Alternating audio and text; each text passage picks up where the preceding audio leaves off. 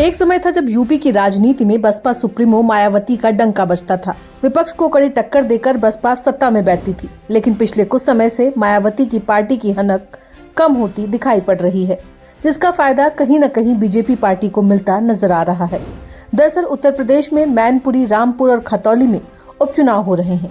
इन सभी सीटों पर बीजेपी और समाजवादी पार्टी के बीच सीधा मुकाबला है। वहीं कांग्रेस और बीएसपी ने उपचुनाव नहीं लड़ने का ऐलान पहले ही कर दिया था। वहीं अगर पिछले कुछ चुनाव के रिजल्ट पर नजर डालें तो बीएसपी का कैडर वोट कमजोर तो पड़ा है, लेकिन दलितों की बड़ी तादाद आज भी मायावती को ही वोट करती है। ऐसे में जब तीनों ही सीटों पर बीएसपी ने उम्मीदवार नहीं उतारा है, तो अब सवाल ये खड़ा हो रहा है कि मायावती के कोर वोटर्स किधर वोट करेंगे। हालांकि बीते चुनाव में आंकड़ों के अनुसार बीएसपी के कुछ वोटर्स का झुकाव बीजेपी की ओर रहा है, लेकिन इस बार उपचुनाव में कुछ कारणों से स्थिति बदली हुई नजर आ रही है।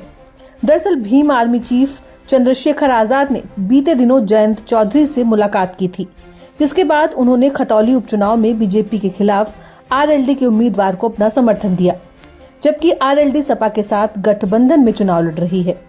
वहीं चंद्रशेखर आजाद को भी दलितों का नेता माना जाता है। इस वजह से दलित तबके का काफी वोट इस बार सपा गठबंधन को भी जा सकता है। लेकिन दूसरी ओर बीजेपी इस तबके को अपनी ओर लाने के लिए लगातार काम कर रही है।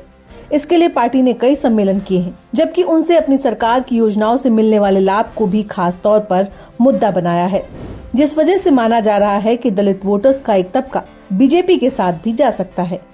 अब बीएसपी का वोट बैंक किस पार्टी की किस्मत चमकाता है, ये तो चुनाव के नतीजों के बाद ही साफ हो पाएगा।